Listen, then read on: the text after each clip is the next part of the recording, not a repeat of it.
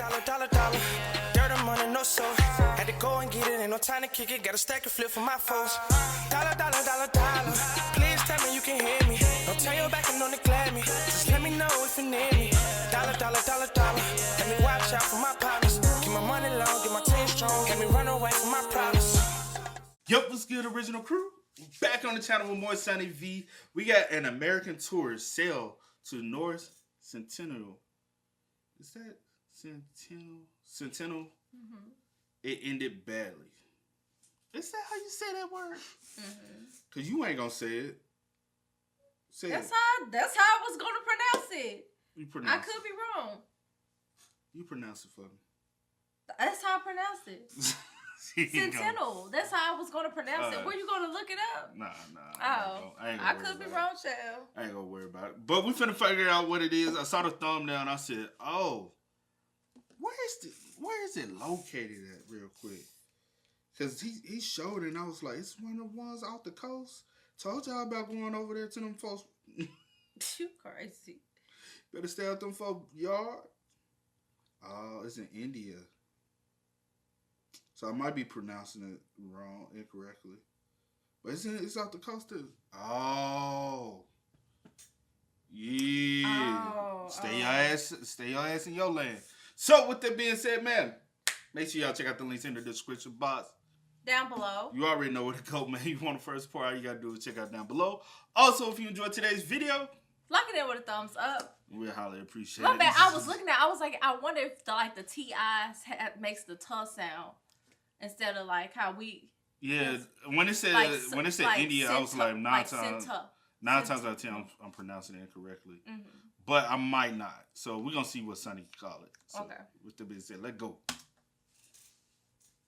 On the 15th of November 2018, John Allen Chow took a boat to North Sentinel Island expecting a peaceful welcome. He never made it back home. Although before we talk about who he was, what he was doing, and how he came to meet his fate, let's first talk about the island itself. Located in the Bay of Bengal between India and Thailand, North Sentinel Island measures 6 kilometers wide, 8 kilometers long, and is home to one of the last uncontacted tribes on all of planet Earth. The tribe is known to outsiders as the Sentinel, who have an estimated population of between 15 and 500 people. However, there's a reason why taking an accurate measurement is almost impossible. They're unbelievably hostile to anybody who tries to visit the island. The first example of this came in 1867 when an Indian merchant ship wrecked on the island's reef, and while the 106 passengers might have thought that they'd stumbled upon paradise, this couldn't have been further from the truth. Without warning, the ship's crew were attacked by the tribe's bow and arrows, and were only able to survive by returning fire with sticks and stones found on the beach. They were rescued by a British steamboat 1 week later, yet the captain of the shipwreck went on to describe the Sentinelese by writing, "The savages were perfectly naked with short hair and red painted noses, and were opening their mouth and making sounds like pa on oh. Their arrows appeared to be tipped with iron." The intriguing nature of the tribe led a party of armed British officials to return 13 years later in 1880, at which point they'd find, quote, "a network of pathways and several small villages that looked to have been freshly abandoned." They'd eventually find 4 Sentinelese children, as well as an elderly couple, who were kidnapped by the party and taken back to the nearby city of Port Blair. However, their stay didn't last very long, as all 6 Sentinelese sickened rapidly and the old man and his wife died, so the 4 children were sent back to their home with quantities of presents. 16 years after this, a Hindu convict escaped on a makeshift raft from the adjacent Great Andaman Island, only to wash up 50 kilometers west in the worst place imaginable, North Sentinel. A search party found his body lying on the beach pierced with iron arrows, with his death sending a clear enough message for nobody to return to the island for almost 80 years. That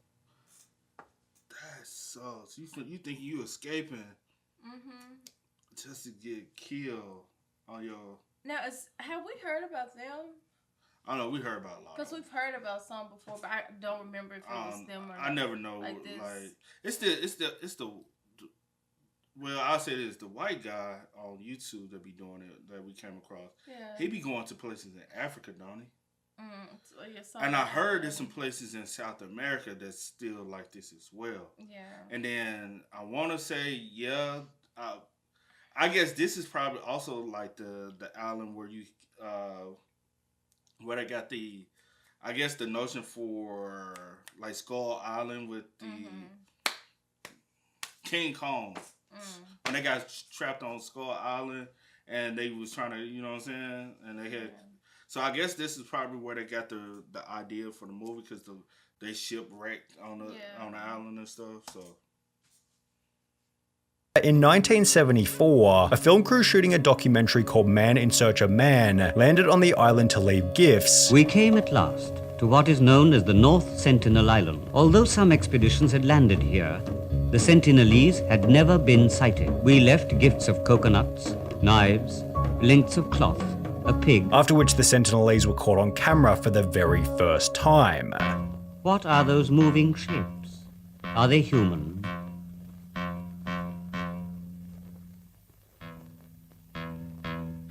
At last, the first glimpse of the Sentinelese.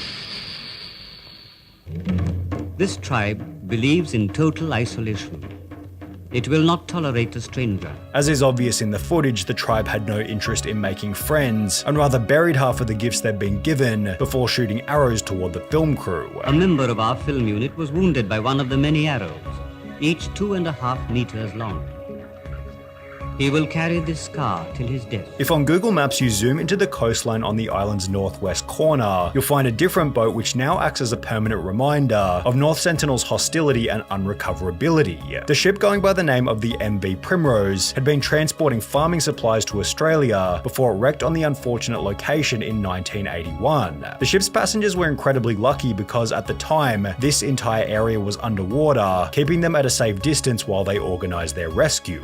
In the meantime, the Sentinelese observed the ship from their beach, with the crew members describing the tribe as well-built, frizzy-haired and black. They were naked except for narrow belts that circled their waists, and they were holding spears, bows and arrows, which they had begun waving in a manner that seemed not altogether friendly. However, while almost every example so far displays the Sentinelese as an untouchable group of brutes, it would be exactly 10 years later when a single anthropologist did the impossible. He made peaceful contact for the very first time. T and Pandit had been dropping gifts and coconuts to the island every 1 or 2 months since 1967, although for the first 24 years of doing so, the Sentinelese maintained their hostility. But all of this changed on the 4th of January 1991, when the tribe finally concluded that he was only there to help. Pandit described this day in a 2000 interview with the American Scholar, which stated a great many of the Sentinelese started running down the beach and splashing through the surf toward the dinghy. The director leapt from the boat into chest-high water. One of the young Sentinelese men recalled in fright and handed coconuts to the tribesmen as they crowded around him. A few weeks later, he returned to North Sentinel with another expedition. This time, several Sentinelese men went so far as to climb into the dinghy and grab entire sacks of coconuts. Pandit was alone in the water with a group of Sentinelese. One of the young tribesmen looked at him, scowled, pulled out an iron-bladed knife, and made a gesture, Pandit says, like he was going to cut out my heart. Maybe he thought I was planning to stay on the island. But the dinghy quickly returned to pick Pandit up. He would return to North Sentinel several more times before retiring from the Anthropological Survey in 1992. That's still risky. You've been giving them stuff for 24 years. Yeah. That's a long time. And it's just, I'm just going to keep until I build. Make contact? Well, yeah, and then just, gain their trust. Honestly, he didn't even gain any trust. Okay, he just made contact. Okay, make contact. I gotta gain your trust just a little bitty teensy ounce because for me to even get close. They weren't even finna let them motherfucker on the island for real. That's what I'm saying. They met your ass in that water. But they want you to know and remember, you can help us a little bit, but don't get too comfortable. And that's crazy because at the end of the day, they're more take. They're like, yeah, we take. Yeah. Don't give us the go. Ain't that? But if you realize this, just imagine if every part of the world had been like them. Mm-hmm. A lot of places would not be civilized. There would not be civilization in most of Africa. Mm-hmm. It would still be what we think Africa is. Mm-hmm. What we know is North America would not. South America, the Americas would not, because for those who don't realize, blacks and white weren't here. Well, maybe some blacks, if you do your research, were here, but whites wasn't here before the migration started here. Yeah. There were people living here, but it wasn't what those who tried to. So, if they came with that same force, do you believe it's possible that they wouldn't even have been able to habitat this Possibly. whole land. That's a lot of land. Because y'all went for so long not even knowing this land existed. That's crazy. It's insane.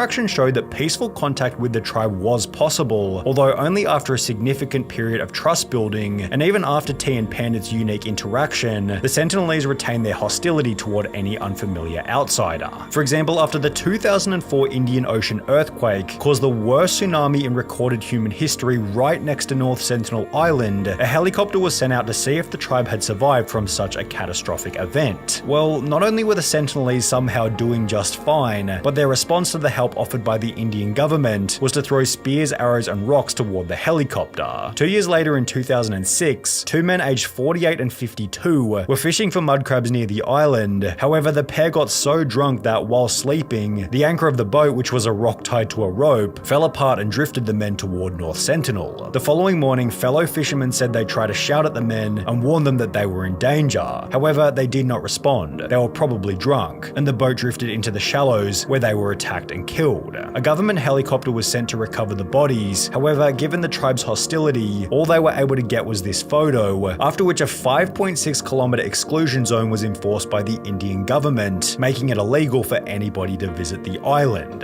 This, in combination with every other example so far, paints a very simple picture. Do not visit North Sentinel Island under any circumstances. However, unfortunately, John Allen Chow never got the message. Born on the 18th of December 1991 in the state of Alabama, John grew up in what seemed to be a standard Christian household with two parents and two siblings. As he got older, John began to get into various outdoor activities such as camping, hiking, and kayaking, which when combined with his religious background, inspired him to become an adventure blogger and Christian missionary. On his Instagram, John displayed his trips to countless different countries including Mexico, South Africa, and Canada, each of which being documented on his Rugged Trail website. However, there was one location that John had his sights set on, which would make all the others seem insignificant: North Sentinel. He'd grown obsessed with the idea of visiting the island during his previous trip to the Andamans in 2016, and you know, people who do like you're born in America, right? Even though you're born in Alabama. I'm just playing. I'll be taking shots at Alabama. I'm supposed to be mad, but even though you're born in America, bro, like I understand missionary work. I've done it to a certain degree. Certain things just should be in your mind that it's off limits. Yeah. And I guess some people don't understand off limits because they never had been told. Because I'll say this, we just watched the Pootie video before we did this. So by the time y'all see this, we already got the Pootie video up. Black people, we kind of understand boundaries and limits because we've been instilled in that from day one, born into this world. Yeah. There's certain things you do, certain things you don't do, certain places you just can't go. Can't go, yeah. I believe other cultures, I don't know because I'm not of those other cultures, but it seems as though from growing up with some of those people from other cultures and being around them, they don't understand boundaries because they've never been told they can't go there unless it's the hood. Yeah. But they still are intrigued by the hood, so they want to understand what the hood is. So they like, hey, but unfortunately, black people, well, not unfortunately, but black people, we're welcoming no matter what. You know what I'm saying? You but, said unfortunately. but we're welcoming no matter, like, you can go to the slums and they will accept you. You know what I'm saying? Just as long as there's no disrespect. Yeah. A lot of times what you think might happen to you will not happen to you. Just in certain parts. Yeah. But I guess that's the reason why we don't have the thrill or the seek of going to places that we just ain't of familiarity for us. Yeah. Like going to this place, we like... Because what I'm thinking, I'm like, you know of the place. You know it exists. Yeah. So you have to have did some type of research or came across some type of stories or whatever. And just me, the way I'm set up, just reading those stories, coming across that information, I'm like, okay, that's off limits. You know what I'm saying? And I wonder, not even going to try it. Was he a YouTuber? And if so, you got to also remember them 2018, because he disappeared in 2018. Yeah. We have to realize what kind of content people were seeking back in around that time, 2018 and before. Yeah. From like 2014 to 2018, people were seeking that oh, that was wild. Like those shock value, you know what I'm saying? Yeah. So was he trying to get that content of I went into uncharted territory, nobody else, and get it on footage to be able to show people? But it just says tourist. I don't know if he was a YouTuber or not. But what other reason why you going to? It can't be for missionary work, to be real. Because y'all, like, most times, the missionary trips I've been on, you have a contact person. Wherever you go, you have a group of people you already been in contact with that will make sure that you're safe where you're going. I was just reading the... From the quotes he posted to his Facebook, John seemed to have been inspired by another missionary named Jim Elliot, who was killed in the 50s whilst preaching to a native tribe in Ecuador. Although, according to the head of the mission he was working for, John was significantly more prepared. All Chow's decisions, including his studies of sports science and training and working as a wilderness emergency medical technician, and classes he took in linguistics and cultural anthropology, were in preparation to share Jesus with the Noth Sentinelese. He was very well prepared for this moment. On the 21st of October 2018, John posted this image to social media, showing that he was back in the nearby city of Port Blair, where unbeknownst to his family, he was planning his trip to what he called Satan's last stronghold, aka North Sentinel Island. On the 15th of November 2018, only 25 days after landing back in the Andamans, John began a journal to document his trip to North Sentinel, with his first entry stating that a group of fishermen had agreed to take him to the island illegally. I met last night with the fishermen who were all believers and agreed to drop me off. Jonathan won't be accompanying me as they will be at sea doing their regular fishing maneuvers to avoid raising suspicion, and there is a high chance that they get checked by the Indian Coast Guard. The meeting went well. I trust them, though I'm the only English speaker, so there's quite a language gap, and I'm relying on the Holy Spirit to direct us. The drop zone was pointed out on the map as being a cove on the southwest of the island, and I depart in 3 or so hours. God, I thank you for choosing me before I was even formed in my mother's womb to be your messenger for your great news to the people of North Sentinel Island. John then explained his plan for first contact by stating, the plan is to link up with the crew tonight and depart tonight, arriving at the shore around 4 AM. From there, we make progressive contact with fish as gifts over the next few days and then send me off. We might even send a kayak laden with gifts towards shore. The following day, John explained that his trip to the island went as planned by writing, at 4:30 we entered the cove on the western shore, which was followed by his first attempt at contact approximately 4 hours later. Around 8:30 I got 2 large fish, around 15 pounds it felt like. I put them on top of the kayak and began rowing. 2 armed Sentinelese came rushing out yelling at me. They had 2 arrows each unstrung until they got closer. I hollered, my name is John, I love you and Jesus loves you. Jesus Christ gave me the authority to come to you. I regret I began to panic slightly as I saw them string arrows in their bows. I picked up the half tuna and threw it toward them. They kept coming. I backpaddled facing them, and then when they got the fish, I turned and paddled like I never have in my life back to the boat. I felt some fear, but mainly was disappointed they didn't accept me right away. I can now say I've been nearly shot by the Sentinelese, and I've walked on and cached gear on their island. Now I'm resting on the boat and will try again later. Turn around now, bro. At this point, this is your time to turn around. And it's sad, like, just hearing it, because I'm like, your heart seems like it's in a good place. Like, you feel like you're doing it for a good cause. And, which you are, but you got to understand what you're dealing with and who you're dealing with and the situation at hand. Like, they've been here. It was a failed mission from the jump. It's so many stories, you know what I'm saying? These were just fishermen. This is the area they want to go to. They like, hey, we'll get you close as possible, but you on your own, buddy. And then when they said drop off, I said drop off. And you gonna be by yourself. Like, you ain't gonna wait on me. Yeah. Like, you know what I'm saying? And from what we've seen, majority everybody who makes it to that land don't leave off that land. Now, the other guy, he made it to the water area, and they met him. But he's been having contact with them some type of way for 24 years. It's your first time even interacting with them. They're not going to be accepting you right off hand, Hell no. And to call it Satan's Den, it's kind of like a disrespect. It's just not of what we consider normality. You know what I'm saying? Like, you got to realize at some point, sometime in life, this is how everybody lives. No matter where you were, at some point, everybody lives like this. These group of people. It just, now everything has just, civilization has grown so fast. Yeah. Like, they would be shocked to come to America and see go to New York, they would think they in a, like, what the, they'd be like, y'all took us out of Earth. This ain't Earth. We went to outer space. But, stupid.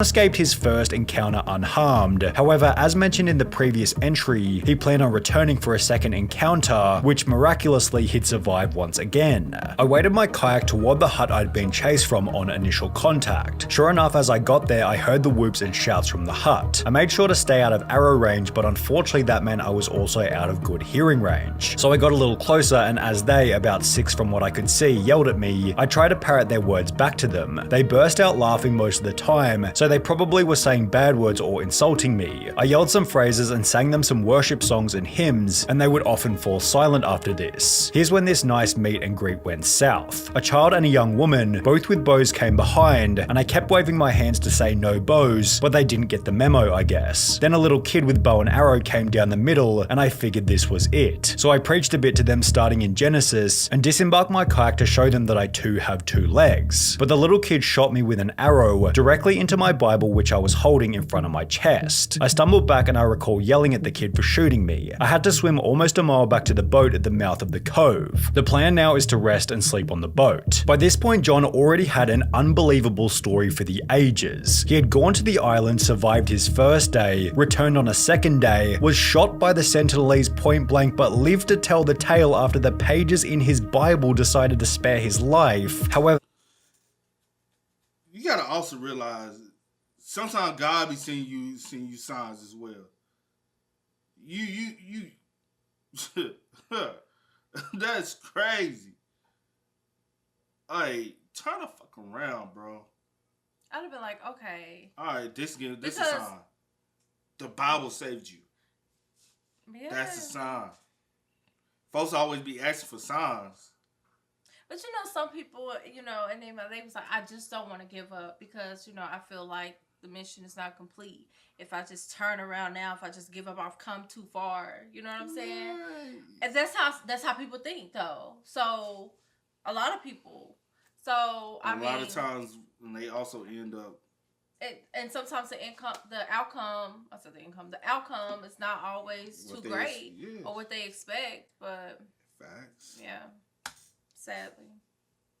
As the journal entries continued, it became obvious that John was happy for his legacy to be the guy who died trying to preach his religion to the tribe. Lord, let your will be done. If you want me to get actually shot or even killed with an arrow, then so be it. I think I could be more useful alive though, but to you, God, I give all the glory of whatever happens. I don't want to die. Would it be wiser to leave and let someone else continue? No, I don't think so. I still could make it back to the US somehow, as it almost seems like certain death to stay here. Yet there is evidence of change in just 2 encounters in a single day. We'll try again tomorrow. The following day, John wrote his final entry in the journal, beginning with, woke up after a fairly restless sleep, heading to island now. I hope this isn't my last notes, but if it is, to God be the glory, before going on to write a goodbye message to his family reading, Brian and Marilyn and Mum and Dad. You guys might think I'm crazy in all of this, but I think it's worth it to declare Jesus to these people. Please do not be angry at them or at God if I get killed. Rather, please live your lives in obedience to whatever he calls you to, and I'll see you again when you pass through the veil. Don't retrieve my body. I love you all, and I pray that none of you love anything in this world more than Jesus Christ. Written from the cove on the southwestish, more like west of North Sentinel Island, 16th of November 2018, 6:20 AM.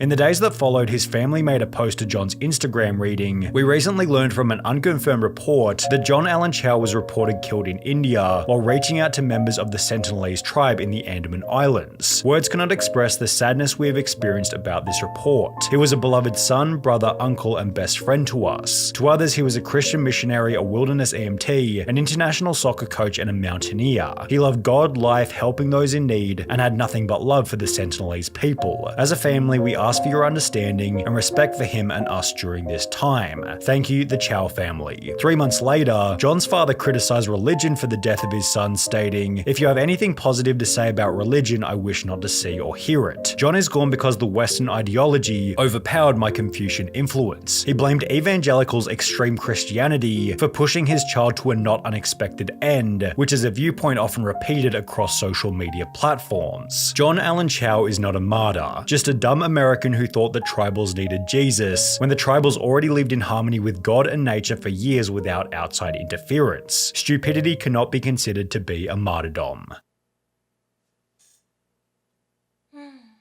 Sad. It's certainly sad. And I'll say this, they live with what is given to them. Mm-hmm. They're not trying to create something that wasn't already created for them. Mm-hmm. So even by a religious-based standpoint, you're given this earth. You are to eat of this earth. You are to live and consume of this earth. Mm-hmm. That's what they did. They just wanted to be left alone. Yeah. Yeah. I don't know. Everybody that's an outsider is perceived to be a threat. Yeah. I don't know what your intentions are. I don't know you. Let's also say this. Look at America. How America came to be. Those is outsiders. They welcomed them in here, and what happened? Now they don't have their own land. What if people are able to get in contact with them? They become a welcoming. You know what somebody's gonna do? I'm gonna move there. Yeah. I'm gonna start civilization there. I'm gonna create this as a tourist island. You know what they do now? They don't have their land. Yeah. They don't have their home. They don't have their. You know what I'm saying? Yeah. All that they've known their entire lives. It's now gone because of someone decided greedy Westerners. To be, It happens. We've seen it happen. Yeah. That's what's gonna happen. If they ever are able to gain contact with them, they would take over their. Yeah. So, hey, leave the people alone. I mean, rest in peace to anyone who has went and lost their lives. Sorry.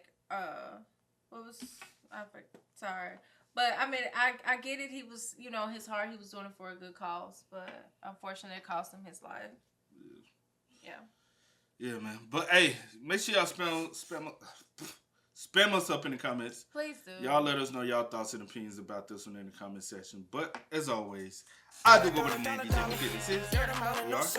Had to go and get it. Ain't no time to kick it. Got a stack of flip for my folks. Dollar. Please tell me you can hear me. Don't turn your back.